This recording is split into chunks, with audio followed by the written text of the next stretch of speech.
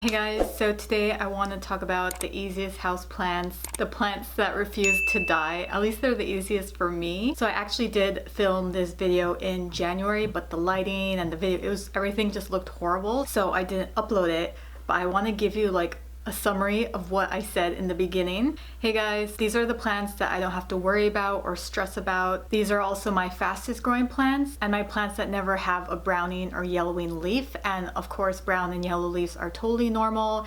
They're just older leaves, especially if they're at the bottom of the plant. But just the fact that none of these have brown on me makes them a little bit special. Okay, so right after I said all of that and filmed that, a week later, all of them except one got a brown or yellow leaf. And I was like, it's like they talked amongst themselves and were like, you know what, let's give her a brown or yellow leaf because she thinks we don't make brown or yellow leaves. And I've had some of them for like 7, 8, 9 months, like I said, with no browning, and then all of a sudden they all got a brown leaf. And I'm like, wow, are you trying to be mean to me? Just remember that we could be totally opposite, because like a peace lily, that's an easy house plant, yet I've managed to kill 3 of them. But I mean, if these plants are easy for me, then they should be easy for you. Okay, so let's talk about my easiest one. He's as easy as taking care of a cactus. It's a Peperomia Rosso. I named him Pepperoni because of his red. He is very forgiving. He does not need a water schedule, unlike some plants where if I don't water them on time, they start getting angry at me, they start browning or even dying. That Calathea, if I don't water her exactly on time, she will get mad at me. But this guy, like, no. He looks like a tiny Christmas tree and he stores his water in his leaves. That's why he can tolerate dryness. What sucks though is my favorite plant, my Peperomia Frost. I thought it would be just the same as my Peperomia Rosso. If my Peperomia Frost was just a little bit dry, his leaves, his tips would start browning. And then if I watered him too early, his leaves would start yellowing. Like, there was no perfect balance for him. So I can't officially say that in general Peperomias are easy houseplants. All of my Peperomias are different, but this guy, for some reason, like, you can abuse him. I never have to worry about him. All I do is just feel if he's heavy. If he's heavy, then I won't water him, and if he's light, then I'll water him. As for right now, I can't really say if my Peperomia Piccolo Banda will be just as easy as him, because they look very similar, especially with the way their leaves are shaped. So you can see how similarly shaped their leaves are, but I've only had this guy for about 2 weeks, so I have no idea if he's just gonna be as chill and easy as this guy, or if he's gonna be like my Peperomia Frost. But I have a feeling that he's gonna be more like this guy, hopefully, because I really, really love this plant. It looks so cool. I'm just trying to be very specific here. So number 1, he is my easiest plant for me to take care of, and I feel like it would take a lot to make him die.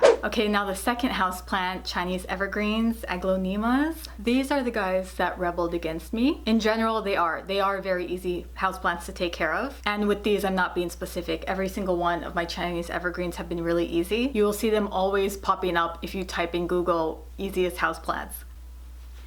So when I buy a house plant, I make sure I look at every single leaf, and I basically take a mental picture if there are any leaves that have brown spots or tears or just anything wrong, just so I know that that problem was already there and it wasn't caused by me. When I got my first Chinese Evergreen, I named him Yang. He was totally abused. Even though these are easy plants, there's always a way you can kill plants. I know I said these are plants that refuse to die, but there's always a way. Anyways, he had the driest soil ever, like drier than cacti soil, and he did have a few leaves, I still have them, that had like browning or yellow. Do you see that? Ever since I got him, other than those leaves, his leaves have just been beautiful. I feel like since he was abused or he wasn't loved enough where I bought him, any love that I showed him, he appreciated a lot. So he gave me love back, but he has been so easy. With this guy, he doesn't really curl his leaves in when he needs water. I mean, the only way I can tell is if I lift his pot. But again, like I said, it's very forgiving. He's the easiest out of all my 3 Chinese Evergreens. So this one, Mrs. Yang, Evelyn, I think that's Mrs. Yang's name, Evelyn. Anyways, so Evelyn, like I said, no yellowing leaf, no browning, and I kept it to show you. That actually looks like a cool color, like yellow and pink. But with her compared to my first Chinese evergreen, she does curl in her leaves if she needs a watering. So that's why it's so easy like to know when they're thirsty. Same with my firecracker Chinese evergreen. I named him Firecrotch. I think this Chinese evergreen is one of the prettiest. I just love the pink stems. Oh my gosh. I did not put that there. My boyfriend put that there because I bought these. If you watch my unboxings, I bought these for my alocasias, and my boyfriend just likes taking them out, these, and just sticking them in random plants. Anyway, so yeah, I think all of them are just so beautiful. They're not an expensive house plant, and they're just so easy. So definitely, if you're looking for a really easy house plant, very forgiving house plant, then definitely go for any kind of Chinese evergreen. Okay, now that I showed you her yellow leaf, I can finally chop it off. But I think that's such a cool color, like a yellow and pink leaf. That would be such a cool plant. Okay, my third easiest house plant is my Baby Tears. I did not name him anything because that's just the cutest name, Baby Tears. Honestly, I don't like a lot of hanging plants like string of dolphins, string of pearls, maybe because they're kind of like succulent plants and I always kill my succulents. That's probably why I don't like them. But I love Baby Tears. He kind of looks like a fern from far away, which is awesome because I totally kill ferns. But up close, his leaves are so cute. They're like a little round. When I first got him, I was kind of like thinking about it because I remember I was watching a video from Plant Arena and she's like the queen of houseplants. And I remember her killing her Baby Tears. So I was like, oh my gosh, if she killed her Baby Tears, I'm not gonna be able to take care of it.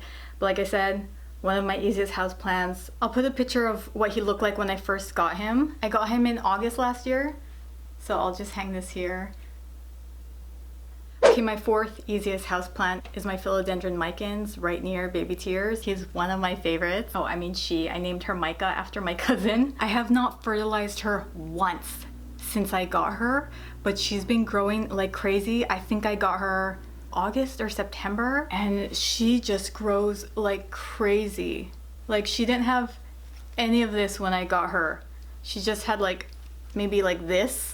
I think she's just one of the most gorgeous plants hanging because her leaves just look like velvet and you see like there's brown in there, there's green, there's burgundy. I'm not a big fan of philodendrons. I looked through all of them and the only other one I'm thinking of maybe getting is a Congo Rojo. But just the fact that I love her so much, I feel like that makes up for the fact that I don't like any other philodendrons. I'd rather have one beautiful plant that I'm in love with compared to like a bunch of philodendrons that don't spark joy, you know? Okay, now the last but not least easiest houseplant is my neon pothos. Okay, he's starting to have his roots come out at the bottom. Do you see that? Okay, I'll try to repot you soon since it is spring. Again, I'm being specific here and saying that my neon pothos is one of my easiest plants. Not my golden pothos, my neon pothos. This is my golden pothos. He is not on my easiest houseplants list, even though if you Google easiest houseplants, this guy will pop up. I've taken a lot of cuttings for him and I have planted them. I'll show you that too. So when I got this guy and noticed how amazing and fast he was growing, when I started questioning why this plant was doing so much better than this guy, my first thought was like, oh, I got this from an amazing small business here in San Diego who gives their plants the best soil and water and just takes care of them so well, from Ivy May, if you can see their logo. And then I got this guy from Home Depot. So I was like, okay, they don't give him the best soil. They obviously don't take care of their plants as much as a smaller business. And when I got him, I remember that his soil was wet, like drenched, not moist, for at least 2 weeks. So there was like absolutely no aeration in his soil. Maybe I killed this easiest houseplant because the soil sucked, and maybe I didn't kill this houseplant because it has amazing soil. But I noticed that even when I propagated his leaves, even the propagation in the water turned yellow. So I was like, okay, the cutting just didn't like it. I was thinking, okay, once I put him in my good soil with good aeration, with good water, then he will thrive. And that was not correct. So he's doing okay, but if you watched my propagation video, the week after I propagated him, he had a yellow leaf, and then he had a leaf that had a brown tip, and I was like, okay, I probably didn't water him enough, because I think you're supposed to water a little bit more than usual when you first propagate the plants because they're used to being in water. I actually only planted these guys. Like just recently I added these propagations in the soil, so that's why he kind of looks full and good. So I want to see if he'll work and thrive better than this guy. Even though I put him in better aerated soil, he was still browning and yellowing on me. See, like this guy too. And even just being propagated in water, he would turn yellow. So he is an easy houseplant, but he's not as easy as my neon pothos. That's what I'm trying to get at. I feel like if you're starting out with plants, pothos plants are safe to go with. They will tell you when they're thirsty. Like she's kind of thirsty. I can feel she's pretty light. Like their leaves start to droop and curl in, and you can feel how light they are. Okay, if I'm being actually realistic, you can literally kill any plant. But in reality, I really feel like the plants you can't kill would be like cactus, aloe vera, maybe a snake plant. I've had my cactuses and aloe veras, I want to say like for at least 3-4 years now. I never water them. Before we put a screen over our window right there, we just had blinds, and I put these guys like in front of the window, so like I never saw them. I totally forgot they were there. So like 3-4 months, I just would never water them, and they were fine with that. At least with my aloe vera, he kind of tells me when he needs watering because he'll start having a brown tips. Do you see that? But other than that, like I cannot kill these guys. So again, if we're being completely realistic here and you don't want to kill a plant, get a cactus. You know what plant I'm not gonna say you should get? A succulent, because apparently succulents are easy plants. Yet I've literally killed every single one of my succulents because I thought, since they're always grouped together, cacti and succulents, I thought they should be taken care of the same way. Yet my succulents don't like when I neglect them. If I don't water them for like a month, leaves start falling off. And then I water them, and then all their leaves start rotting and dying. I'll put a picture right here of my succulent I had. So like I can never get the watering schedule right, because if I neglect them, their leaves will start falling off and browning. But then if I water them, their leaves will get all moldy and also start falling off. So I'm not a succulent person. I will not say succulents are easy plants, again, at least for me. So again, completely realistic here. Cactus, aloe vera, and I want to say like snake plants. I did buy one when I started my YouTube channel just to put him in the background. He had absolutely no sunlight because our blinds were always closed, so the only light he got was from our kitchen.